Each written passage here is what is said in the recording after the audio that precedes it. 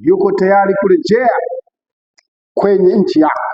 Bwana yuko tayari kuiponya nafsi yako kama utakubali kuondoa takataka zinazofanya moyo wako umefungwa, na hatimaye Roho wa Bwana hawezi kukaa hapo.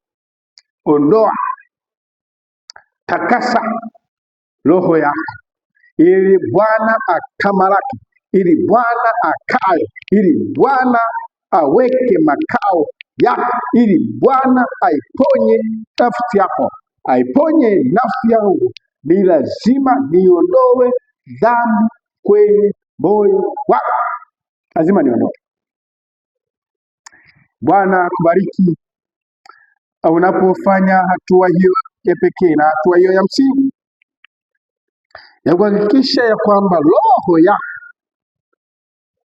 inakuwa salama, na ili roho yako na roho yangu iwe salama ni pale tunapokubali kusalimisha vyote kwa maombi. Sikia maneno haya, yasikilize maneno haya. Tunaweza kuzungumza na Mungu mioyoni mwetu. Tunaweza kutembea katika ushirika na Kristo.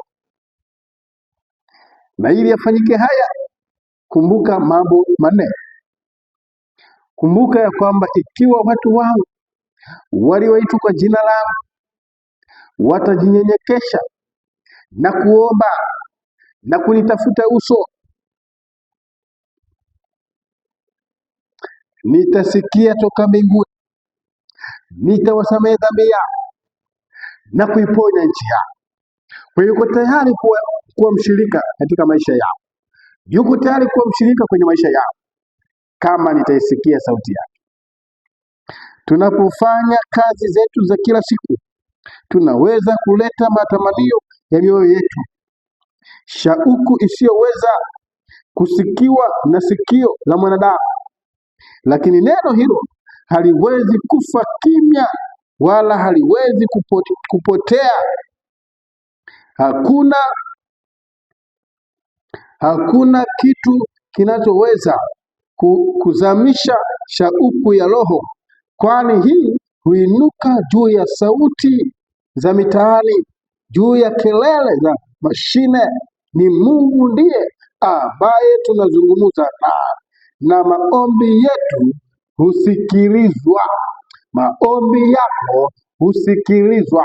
Unapojenga ushirika na Kristo, unapojenga umoja na Mungu, anasema yuko tayari kusikia maombi yako.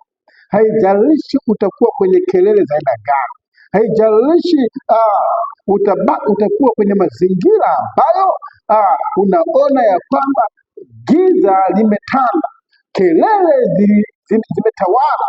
Yuko Mungu ambaye anasikia maombi katika mazingira yoyote. Yuko Mungu anayesikia maombi katika kelele za aina yoyote.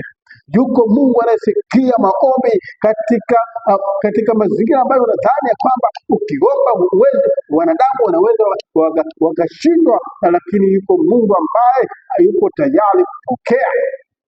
Mungu ambaye ndiye baba yako, Mungu ambaye ndiye nguvu yako, Mungu ambaye ndiye kimbilio lako, Mungu ambaye ndiye msaada wako, Mungu ambaye ndiye ngome ya kuhifadhi maisha yao.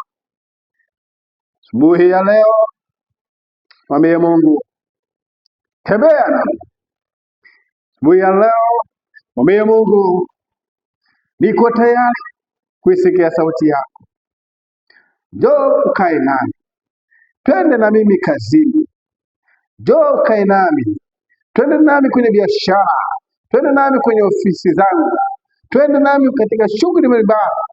Mwambie Bwana, lakini jambo alilokupa, ushauri alilokupa, ikiwa watu wangu, wewe ni mtu wa Mungu na mimi ni mtu wa Mungu, kama tutakubali kuisikia sauti yake, kubali leo kuisikia sauti ya Bwana, na Bwana kubariki, Bwana kutie nguvu, ili kwamba maisha yako kuanzia leo yaanze pamoja na